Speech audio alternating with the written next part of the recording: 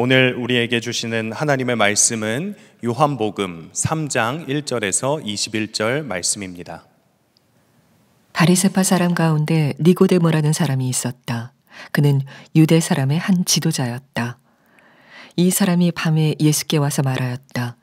랍비님, 우리는 선생님이 하나님께로부터 오신 분임을 압니다. 하나님께서 함께하지 않으시면 선생님께서 행하시는 그런 표징들을 아무도 행할 수 없습니다. 예수께서 그에게 말씀하셨다. 내가 진정으로 너에게 말한다. 누구든지 다시 나지 않으면 하나님 나라를 볼 수 없다. 니고데모가 예수께 말하였다. 사람이 늙었는데 그가 어떻게 태어날 수 있겠습니까? 어머니 뱃속에 다시 들어갔다가 태어날 수야 없지 않습니까? 예수께서 대답하셨다. 내가 진정으로 너에게 말한다. 누구든지 물과 성령으로 나지 아니하면 하나님 나라에 들어갈 수 없다. 육에서 난 것은 육이요 영에서 난 것은 영이다. 너희가 다시 태어나야 한다고 내가 말한 것을 너는 이상히 여기지 말아라. 바람은 불고 싶은 대로 분다.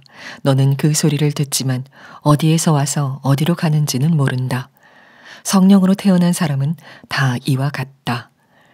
니고데모가 예수께 물었다. 어떻게 이런 일이 있을 수 있습니까? 예수께서 대답하셨다. 너는 이스라엘의 선생이면서 이런 것도 알지 못하느냐? 내가 진정으로 너에게 말한다. 우리는 우리가 아는 것을 말하고 우리가 본 것을 증언하는데 너희는 우리의 증언을 받아들이지 않는다. 내가 땅의 일을 말하여도 너희가 믿지 않거든. 하물며 하늘의 일을 말하면 어떻게 믿겠느냐? 하늘에서 내려오니 곧 인자밖에는 하늘로 올라간 이가 없다. 모세가 광야에서 뱀을 든 것 같이 인자도 들려야 한다. 그것은 그를 믿는 사람마다 영생을 얻게 하려는 것이다. 하나님께서 세상을 이처럼 사랑하셔서 외아들을 주셨으니 이는 그를 믿는 사람마다 멸망하지 않고 영생을 얻게 하려는 것이다.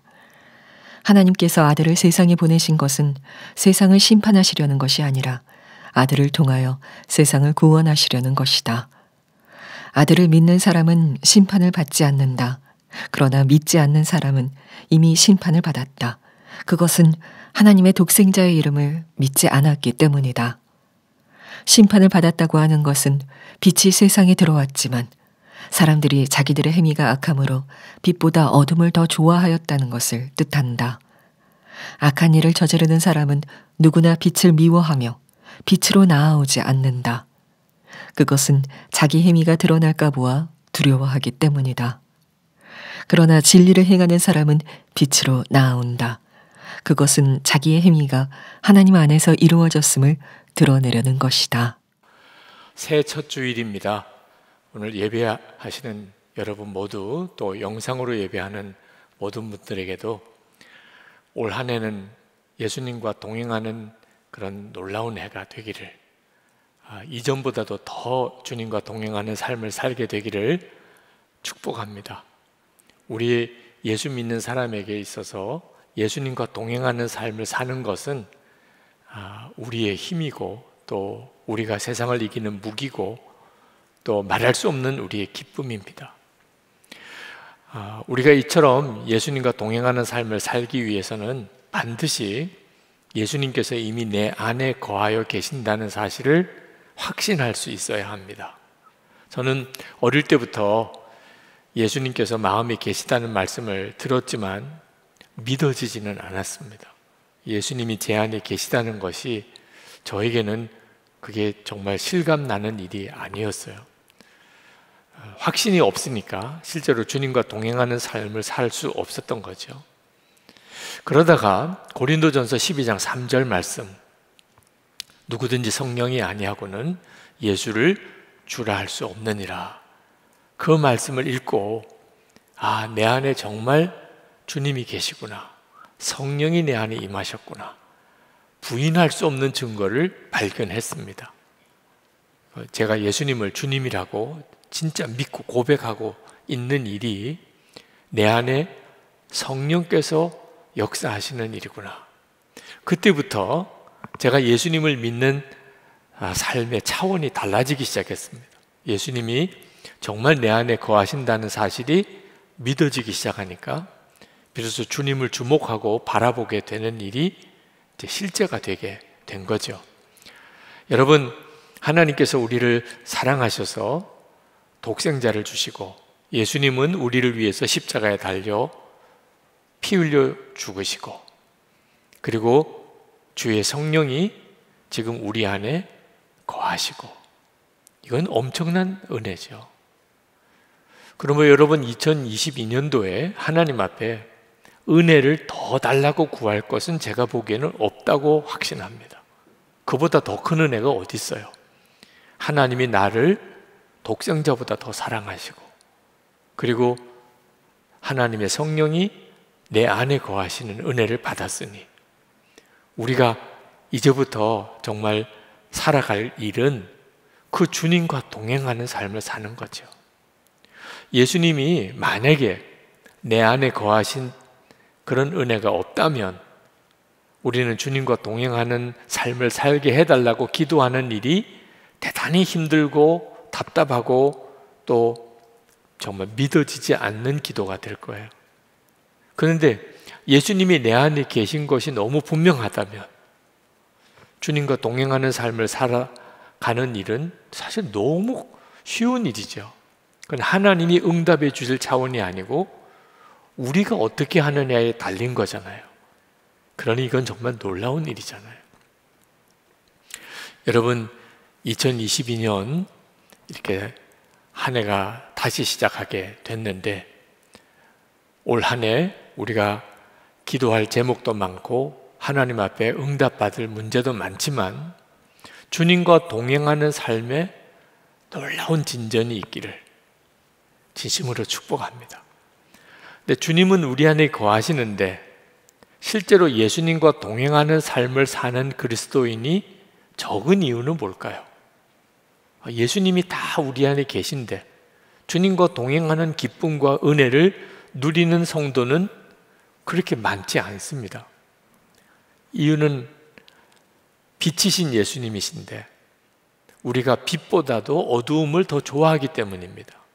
다시 말하면 예수님을 믿어도 사람들에게 드러내고 믿기보다는 그저 숨어서 조용히 다른 사람 몰래 그렇게 예수를 믿으려고 하는 태도 때문에 예수님을 믿어도 은혜도 감격도 그리고 간증도 없는 삶을 그렇게 살아가는 거예요. 오늘 본문 이야기는 니고데모에 대한 이야기입니다. 니고데모는 유대인의 관원인데 아주 지체가 높은 관원입니다. 요즘 우리식으로 말하면 국회의원 정도쯤 되는 사람이에요. 그리고 성경을 잘 아는 랍비입니다. 근데 이 사람이 예수님께 나왔어요. 이유는 2절에 보니까 예수님이 하나님께로부터 온 분이라는 확신을 가지게 된 겁니다. 근데 문제는 밤에 찾아왔어요. 아니, 예수님이 하나님께로 온 분이라는 믿음을 가졌는데 왜 밤에 찾아옵니까? 다른 사람 보는 것은 부담이 된다는 거죠. 자기가 신분도 참 높은 신분이고 또 성경에 대해서도 많이 아는 랍비인데 자기가 예수님을 찾아오는 것을 다른 사람이 보는 것은 조금 꺼림직하다. 그래서 밤에 찾아온 거죠. 여러분, 예수님을 믿고도 꼭 니고데모 같은 태도를 가지고 있는 분들이 있습니다. 예수님께서 니고데모에게 누가 도대체 어둠을 더 좋아하느냐? 죄 지은 사람, 악한 사람이 어둠을 더 좋아한다고 말씀하셨어요. 19절, 20절에 보면 빛이 세상에 들어왔지만 사람들이 자기들의 행위가 악함으로 빛보다 어둠을 더 좋아하였다. 악한 일을 저지르는 사람은 누구나 빛을 미워하며 빛으로 나오지 않는다. 그것은 자기 행위가 드러날까 봐 두려워하기 때문이다. 악한 사람은, 죄 지은 사람은 빛보다 어둠이 더 좋습니다. 그래서 숨으려고 그러고 자기를 감추려고 그러고 혼자만의 믿음을 가지려고 하죠. 근데 니고데모는 존경받는 사람이었어요. 성경에 대해서도 많이 아는 랍비였습니다. 근데 니고데모도 예수님을 몰래 믿으려고 했었다는 거예요. 사람이 가지고 있는 본성의 악함을 그대로 보여주는 거죠. 근데 니고데모만 아니고 실제로 예수 믿는 성도들도 참 많은 성도들이 드러내고 믿기보다 그냥 숨기고 믿으려고 하는 분들이 많습니다. 다른 사람 모르게 예수 믿는다고 말 꺼내면 손해볼까 봐 부담되니까 다른 사람들의 시선이 그게 자기에게 주목되는 게 싫어서 그냥 안 믿자는 건 아닌데 그냥 숨어서 예수 믿으려고 하는 분들이 많아요. 그것 때문에 예수님을 믿어도 답답하기도 하고 좌절도 되고 간증도 없고 역사도 없이 그렇게 신앙생활 하는 겁니다. 니고데모가 이처럼 밤에 예수님을 찾아온 것은 예수님을 진짜 몰랐기 때문이에요. 예수님을 믿어도 이렇게 숨어서 예수 믿으려고 하는 분들은 다 이유가 있습니다. 예수님을 인격적으로 만나는 진짜 만남이 없었기 때문입니다. 니고데모가 예수님이 하나님께로부터 온 분이라고 그렇게 믿었던 이유가 뭐냐면 표징 때문입니다. 2절 말씀에 이렇게 말합니다. 하나님께서 함께 하지 않으시면 선생님께서 행하시는 그런 표징들을 아무도 행할 수 없습니다. 물을 포도주로 바꾸는 가나 혼인 잔치집의 기적과 같은 그런 기적을 예수님이 행하는 걸 보고 아, 이분이 하나님께로부터 온 분이구나 그렇게 믿었다는 거예요. 이렇게 표징을 가지고서 예수님을 믿으려는 분들은 다 니고데모처럼 이렇게 혼자 숨어서 몰래 예수를 믿고 싶어 하게 됩니다. 왜냐하면 항상 기적이 일어나는 것은 아니니까요. 오히려 예수를 믿고 손해보는 일, 예수를 믿는 것 때문에 고난당하는 일, 그런 일들을 실제로 우리가 겪어요. 그러니까 기적이 일어나고 모든 일이 잘 될 때는 예수를 잘 믿는 것 같은데 핍박이 오고 시험이 오고 고난이 닥칠 때는 그 믿음이 그냥 무너져 버리는 분들이 많습니다. 이유는 표징을 가지고 예수를 믿으려고 했기 때문이에요. 자, 그러면 어떻게 예수를 믿어야 예수님을 제대로 믿는 거죠? 성령의 역사로 예수님이 믿어져야 비로소 예수님을 제대로 잘 믿는 겁니다. 니고데모가 예수님께 왔을 때 예수님께서 니고데모에게 내가 진정으로 너에게 말한다. 누구든지 다시 나지 않으면 하나님 나라를 볼 수 없다. 그렇게 말씀하셨어요. 그러니까 다시 나야 된다고 말씀하셨습니다. 근데 니고데모가 못 알아들었어요. 아니, 사람이 어떻게 다시 날 수 있나? 그래서 예수님께서 다시 나야 된다는 것이 무슨 의미인지를 설명을 하셨는데 5절에 보니까 물과 성령으로 나는 것이라고 이야기를 하셨어요. 자, 여러분은 거듭난 사람입니까? 물과 성령으로 났는지를 보아야 알 수 있다는 거예요. 도대체 물과 성령으로 난 것은 어떻게 된 걸 말하죠? 여러분 안에 성령이 임하시게 됐는가? 그 말씀입니다.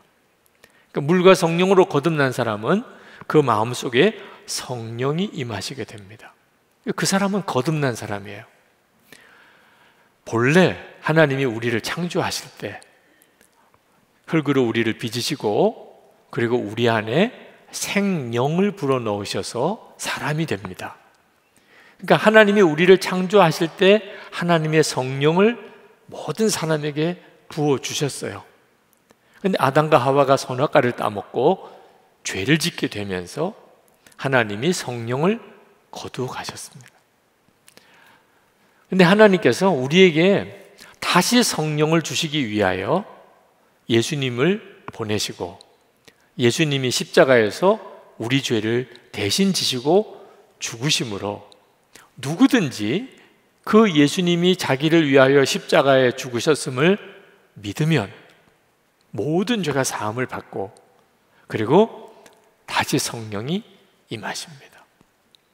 그래서 그가 영생을 얻게 돼요. 그게 15절 말씀입니다.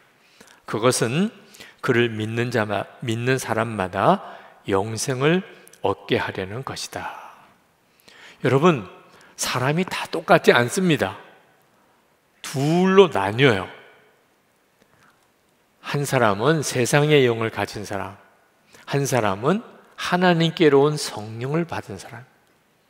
고린도전서 2장 12절 우리 함께 읽어보실까요? 고린도전서 2장 12절입니다. 우리가 세상의 영을 받지 아니하고 오직 하나님으로부터 온 영을 받았으니 이는 우리로 하여금 하나님께서 우리에게 은혜로 주신 것들을 알게 하려 하심이라. 아멘. 여러분, 사람이 겉으로는 똑같은 사람인 것 같아도 영이 다릅니다.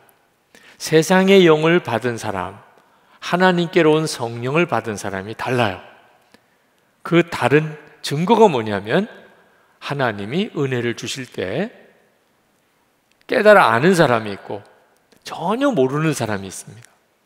그래서 예배를 드리고 말씀을 듣고 찬양을 하고 기도하는 것이 완전히 사람의 반응이 다르다는 거예요. 세상의 영을 가진 사람은 세상식으로 사는 것이 좋고, 하나님의 성령을 받은 사람은 하나님이 기뻐하시는 일을 하면서 은혜를 받는 거예요.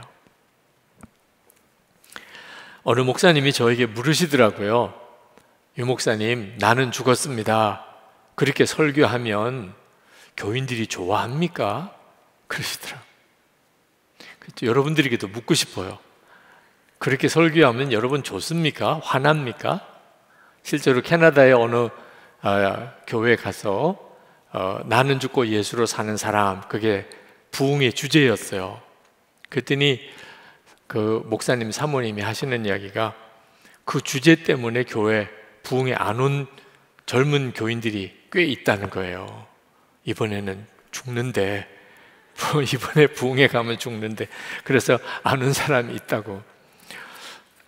여러분, 어떤 사람은 은혜가 되는데 어떤 사람은 전혀 은혜가 안 되는 사람이 있는 게 참 신기하죠.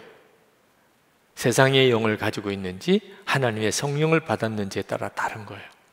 저는 예수님 한 분이면 충분합니다, 이 말이 제게는 한동안에는 엄청 부담스러웠던 적이 있었습니다. 여러분 중에도 그러실 거예요. 예수님 한 분이면 충분합니다. 저는 그 말이 어떤 의미로 와닿았냐면, 이제는 아무것도 하나님이 안 주시나 봐, 이제 나 엄청나게 가난하게 살 건가 봐, 이제 나는 엄청나게 고생하고 살 건가 봐, 꼭 그렇게 들리는 거예요. 예수님 한 분이면 충분합니다. 근데 성령의 역사로 예수님을 인격적으로 만나고 난 다음에 저에게 있어서는 가장 큰 그런 고백이 예수님 한 분이면 충분합니다. 당연하지 뭐. 예수님 한 분이면 난 이젠 더 바랄 것도 없어. 예수님 안에 모든 것이 다 있으니까 그렇게 믿어지는 거예요. 여러분, 사람이 어떤 영을 가지고 있느냐에 따라서 믿는 게 달라지고 보는 게 달라지고 사는 삶이 달라지는 거예요. 예수를 믿어도 성령의 역사로 믿을 때 그 믿음이 진짜 믿음이 되는 거예요. 그래서 예수님께서 그렇게 니고데모에게 말씀한 겁니다. 그런데 니고데모는 예수님께서 하신 이 성령으로 거듭나야 된다는 말씀이 잘 이해가 안 됐어요. 믿어지지도 않고. 여러분, 이따금 그런 생각할 때가 있지 않으신가요? 예수님을 내가 진짜 만나면 신앙생활이 확 달라질 텐데 너무 애매해. 목사님 설교나 듣고 그냥 성경책이나 읽고 이렇게 신앙생활 하지 않고 예수님 나를 좀 한번 확 만나주시면, 그러면 내가 이제부터는 정말 제대로 신앙생활 할 수 있을 텐데, 이런 생각하신 분들도 있으실 거예요. 근데 니고데모를 보세요.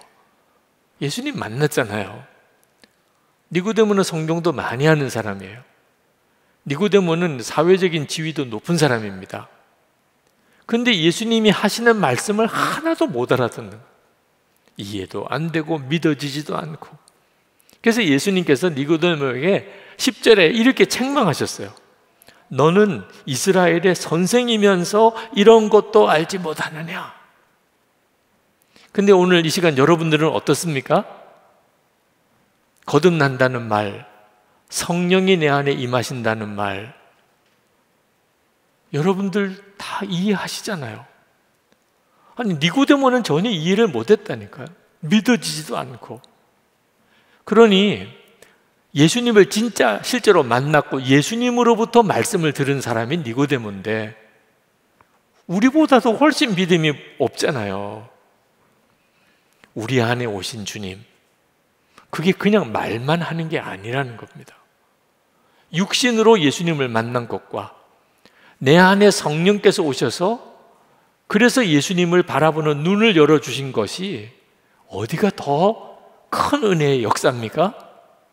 우리가 그렇다니까요. 예수 동일기 나눔방에 대해서 목사님들에게 소개를 했더니 깜짝 놀라시는 목사님이 계셨어요. 아니, 교회 안에 말 소문이 얼마나 무서운데 일기를 서로 나누면 그거 시험 감당할 수 있습니까, 목사님? 제가 그 목사님의 걱정이 이해가 안 되는 건 아니지만 그렇게 믿는 것이 참 안타깝더라고요. 여러분, 여러분의 마음 속을 이렇게 서로 나누고 빛 가운데 사는 거죠, 이제. 그게 그렇게 두렵습니까? 아니, 우리는 예수님을 영접한 순간에 이미 빛 가운데 살게 된 거예요. 예수님이, 빛이신 예수님이 우리 안에 계신데 뭘 더 숨기고 감추고 누르고 살 게 있느냐 말이에요. 히브리서 12장 1절에 분명히 우리에게 구름같이 둘러싼 허다한 증인들이 있으니 라고 이야기를 했습니다. 여러분 보지는 못하시지만 우리보다도 더 먼저 믿음으로 살았던 허다한 구름같이 둘러싼 허다한 증인들이 우리를 지금 지켜보고 있어요. 절대로 혼자 있는 시간이 없습니다. 집에 혼자 있든 직장에 혼자 있든 길거리에 혼자 가든 어느 구석에 혼자 쭈그리고 있든 허다히 많은 증인들이 여러분들을 지켜보고 있어요.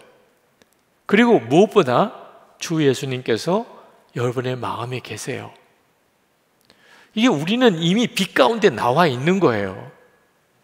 그런데도 그 사실을 깨닫지 못하고 믿지 못하고 그냥 숨어 있기를 원하는, 그러니 답답한 거죠. 우리 주님이 더 답답하신 거죠. 이제는 이런 삶에서 우리가 돌이켜야 돼요. 더 이상 남 몰래 믿으려고 그러고 숨어서 믿으려고 그러고 감추고 믿으려고 그렇게 살면 안 됩니다. 2022년 새해를 맞아서 하나님께서 기가 막히게 이 본문으로 주일 설교를 하게 하셨어요. 이제부터는 신앙생활을 할 때 빛 가운데 나왔다고 정확하게 믿으라는 거예요. 숨어서 살지 말라는 겁니다. 여러분, 빛 가운데 나오는 것이 부담스러우실 거예요. 그렇게 앉아 계시면 편하지만 지금 이렇게 나와서 보세요. 오늘도 우리 간증해 주신 성도님이 여기 간증자로 쓰셨는데 여러분이 이렇게 나와 보면 이 자리가 얼마나 두렵고 불편한지 사람들이 다 주목해 보잖아요.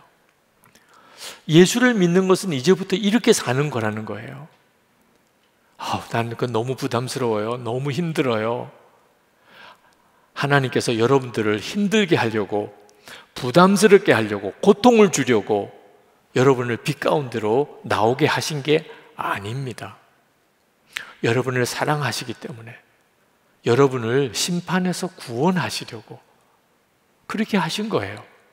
16절, 17절에 이렇게 말씀합니다. 하나님께서 세상을 이처럼 사랑하셔서 외아들을 주셨으니 이는 그를 믿는 사람마다 멸망하지 않고 영생을 얻게 하려는 것이다. 하나님께서 아들을 세상에 보내신 것은 세상을 심판하시려는 것이 아니라 아들을 통하여 세상을 구원하시려는 것이다. 여러분, 숨어서 사는 것이 편안한 게 아니에요. 결국 그렇게 심판을 받게 됩니다. 여러분이 여러분 자신의 진짜 모습도 모르고 살아요. 어둠 속에 살면. 그러다가 빛 가운데 드러나면, 주님 앞에 서보면 여러분의 진짜 모습을 보고 기절하는 줄 알 거예요. 그래서 우리 주님이 빛으로 우리 안에 오신 거예요. 이제는 빛으로 나오라는 거예요. 그때 당황스럽기도 하고 여러분 자신의 진짜 모습을 보고 두렵기도 하고 부끄럽기도 하지만 그게 사는 길이라는 겁니다. 그리고 이제부터는 정말 빛 가운데 살아가야 하는 거예요. 니고데모가 밤에라도 예수님을 찾아왔기 때문에 니고데모는 예수님의 숨은 제자가 됩니다. 예수님의 십자가에 죽으셨을 때 그때 예수님의 시신을 누가 수습하고 무덤에다가 안장을 했나요? 니고데모예요. 아리마대 요셉과 함께 향품을 가지고 예수님의 시신에 바르고 그리고 무덤에 안장하는 일을 니고데모가 했습니다. 그때 예수님의 제자들 다 도망가고 베드로는 예수님을 3번이나 부인하고 저주까지 했던 그 살벌하던 순간에 니고데모가 숨은 제자였던 거죠. 왜 그렇죠? 예수님께로 나아오니까, 빛이신 주님 앞에 자꾸 나아가게 되니까 그 니고데모도 은혜의 눈이 열리게 된 거죠. 하나님께서 우리에게 하시고 싶은 정말 간절한 말씀, 예수를 믿었다면 이제는 빛 가운데 사는 것을 명심하라는 겁니다. 제가 선한목재교회 부임에 와서 선한목재교회 교세가 조금씩 커지고 그리고 저도 사람들에게 조금씩 알려지게 되면서 제 마음속에 걱정이 하나 생겼어요. 그것은 제가 우리 교우들에게 저 자신에 대해서 정직하게 드러내는 것이 두려워진 거예요. 여러분, 설교하는 저와 제 인간적인 모습이 어떻게 꼭 일치할 수만 있겠습니까? 제가 설교는 하지만 저 자신이 설교한 대로 살지 못하는 그런 실상을 교인들이 알게 되면 얼마나 실망하고 시험 들고 분노하겠어요. 그러니 제가 교회는 점점 부흥성장하지만 제 마음속에는 두려움이 더 커졌어요. 그러다가 2007년 10월입니다. 한 달 동안 병원에 입원해서 주일 설교도 못하게 됐습니다. 설교도 못하고 병원에 이런저런 수술을 받으면서 입원해 있는 게 너무 답답해서 병실에서 혼자서 기도하다가 방언으로 기도하고 그러다가 정말 많이 울었어요. 무슨 기도를 하는지 모르지만 그렇게 마음이 애통해요. 그러다가 마음에 선명하게 주님의 뜻이 깨달아지는 것이 있었는데, 설교하는 것과 실제로 사는 것에 차이가 생기는 것을 작게 여기지 마라. 너무나 큰 충격이었어요. 그렇지 않아도 그 문제가 제 마음에 늘 걸리는 문제였는데, 설교하는 것과 실제로 사는 삶이 차이가 나는 것을 어쩔 수 없는 일이야, 사람이니까 할 수 없지 뭐, 이렇게 생각하면 안 된다는 거예요. 그 해 2007년에 아프가니스탄 단기 선교팀의 순교 사건이 벌어졌습니다. 그때 한국 사회가 교회에 대해서 온갖 비난을 다 쏟아부었어요. 한국 교회가 큰 위기를 맞았죠. 그렇지만 한국 교회가 잘못한 건 없어요.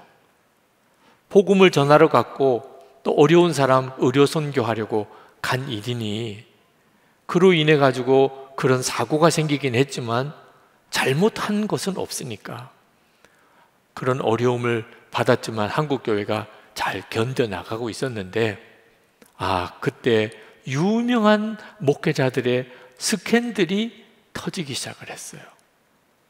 그때는 한국 교회가 치명상을 입었습니다. 외적인 어떤 핍박보다 더 무서운 게 내적인 타락이에요. 그런 일이 벌어질 때 병원에서 주님이 제 마음에 주셨던 말씀이 너무나 강하게 다시 생각이 나는 겁니다. 설교하는 것과 삶의 차이가 나는 것을 작게 여기지 마라. 너무 두려웠어요. 문제는 어떻게 그렇게 살 수 있느냐 하는 겁니다. 어떻게 설교한 대로 다 살며 내가 그렇게 살 수 없으면 설교하지 말아야 된다. 그러면 나는 그냥 설교단에서 내려와야지. 그게 정직한 태도잖아요. 그때 하나님께서 저에게 설교자가 설교한 대로 살 수 있는 유일한 방법을 가르쳐 주셨어요. 그게 뭐냐면 24시간 예수님을 바라보는 거예요. 주님을 바라보는 동안에는 제가 어떻게 제 육신과 제 마음에 일어나는 죄를 따라 살 수 있겠습니까? 예수님을 바라보고서야 주님이 나와 함께 계시는 게 믿어지는데 어떻게 제가 죄를 짓고 은밀한 죄를 짓는 게 있을 수 있겠냐 말이에요. 아, 그렇구나. 내가 항상 주님을 바라보는 것 외에는 길이 없구나. 그래서 그때부터 예수 동행 일기를 쓰기 시작한 거예요. 매일. 오늘도 주님을 얼마나 내가 바라보았는지. 그리고 그걸 꾸준히 쓰기 위해서 나누기 시작했어요. 같이 쓰기 시작했어요. 마치 제가 유리 거울 속에, 유리 그릇 속에 들어가서 사는 것 같아요. 모든 사람이 제 삶을 다 아는 것, 그렇게 사는 게 얼마나 어렵겠어요. 어떤 때는 솔직히 좀 숨고 싶은 때도 있고, 교인들이 모르는 가운데 좀 저도 그렇게 좀 지내고 싶은 순간도 솔직히 제 안에 얼마나 많이 일어나는데, 근데 그렇게 할 수가 없어요. 예수 동행일기 쓰자고 제가 시작을 해놓고 제가 중간에 안 하겠다고 할 수도 없겠더라. 그러니 방법은 하나밖에 없어요. 일기에 쓸 수 없는 일은 안 하는 거예요. 일기에 쓸 수 있느냐? 오늘 내가 이런 일을 하고 내가 저런 일을 하는데 이거 일기에 쓸 수 있냐? 아유, 이건 일기에 쓸 수 없을 것 같아. 그러면 안 하는 거예요. 거짓으로 일기를 쓰던 건 그건 얼마나 끔찍한 일입니까? 그렇게 지난 11년을 살았어요. 돌아보니까 쉽지 않은 것 같은 세월이었지만 한 가지 감사하고 진짜 감사한 것은 죄와 유혹에서 저 자신을 지킬 수 있었던 거예요. 지금 이 자리까지 올 수 있었던 거예요. 요한일서 5장 18절 말씀, 하나님께로부터 난 자는 다 범죄하지 아니하는 줄을 우리가 아노라. 하나님께로부터 나신 자가 그를 지키심에 악한 자가 그를 만지지도 못하느니라. 이 말씀이 실제 체험이 됐어요. 야, 그렇구나. 정말 그렇구나.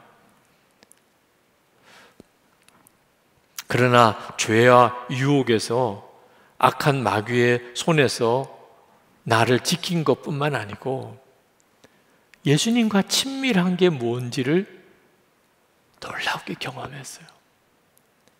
하나님의 나라의 실제와 영광이 얼마나 크신 것을 눈을 떴어요.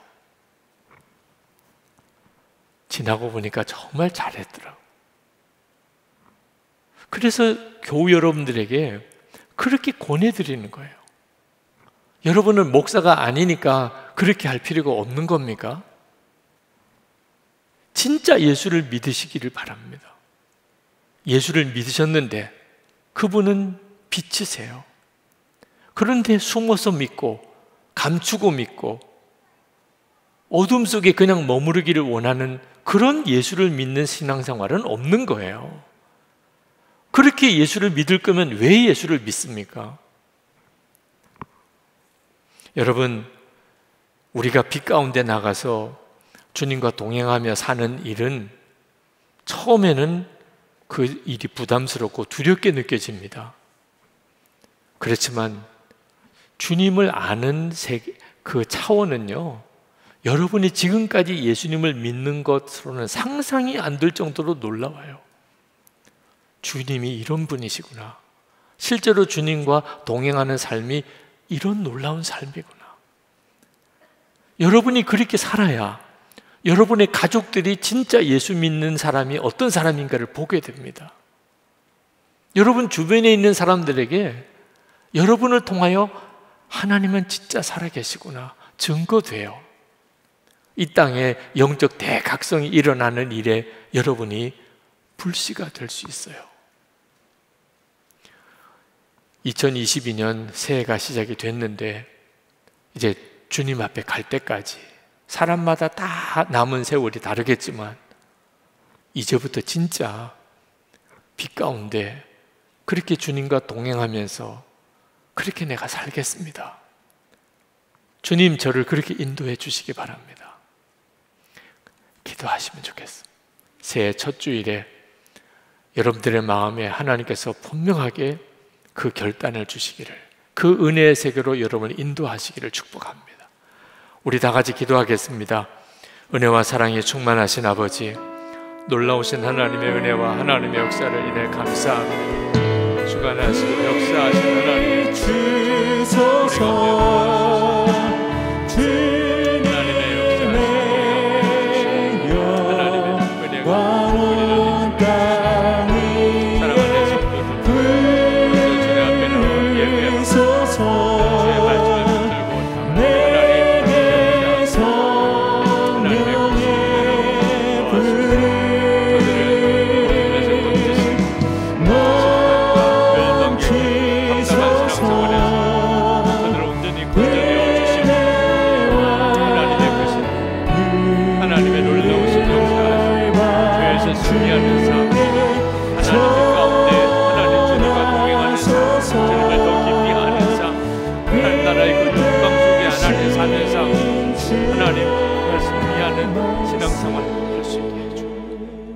아버지 하나님, 2022년 새해 첫 주일 예배를 드리는 사랑하는 성도들에게 말씀을 주셨으니 그 말씀대로 사라지는 역사가 일어나게 하시옵소서. 더 이상 숨고 감추고 누르고 신앙생활 하지 않게 하시고 빛이신 주님 앞에 담대하게 나아가 주님과 동행하는 빛 가운데 걷는 삶 주소서. 죄에서 승리하고 슬픔과 좌절과 낙심에서 승리하고 어둠의 권세에서 승리하는 삶, 어디서든지 지금도 살아계신 주님의 증인으로서 하나님, 풍성하신 하나님의 은혜와 복의 산 증인으로서 그렇게 살게 하시옵소서.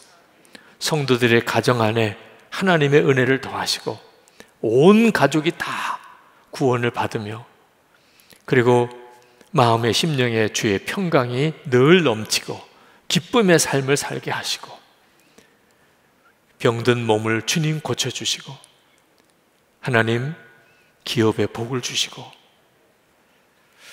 어디서든지 주님 드러내며 어둠의 권세에 묶임이 없이 그렇게 살게 하여 주옵소서. 오늘도 새해 첫 주일 예배를 드리며 주님 앞에 온전한 12일조와 감사헌금과 선교헌금과 구제헌금과 건축헌금을 봉헌해 드립니다. 성도들의 주님을 향한 간절한 마음, 그 믿음, 그 사랑을 주님 받으시기를 원합니다. 하나님, 성도들의 삶이 올해도 풍성하여 하나님 앞에 나갈 때마다 늘 감사할 거리가 있게 하시고 그리고 감사할 수 있는 힘이 있게 하시고 그 감사할 제목이 날마다 더하게 하여 주옵소서. 우리나라가 하나님을 경외하는 나라가 되고 하나님을 경외하는 그런 대통령이 선출되게 하시고 하나님의 말씀이 이 나라의 법이 되게 하소서. 남북이 복음으로 통일되고 북한 주민들에게 진정한 자유와 복음이 전해지는 날이 속히 오게 하소서. 김국기 목사님, 김정욱 목사님, 최충길 선교사님, 장문석 집사님, 억류된 주의 종들이 속히 석방되게 해주시고 전 세계에 코로나19로 인한 재앙이 이제는 그치고 영적 대각성이 일어나며 선교의 세문이 활짝 열려지게 하옵소서. 주 예수 그리스도 이름으로 간절히 기도합나이다. 아멘. 우리 다 일어나셔서 찬양하겠습니다.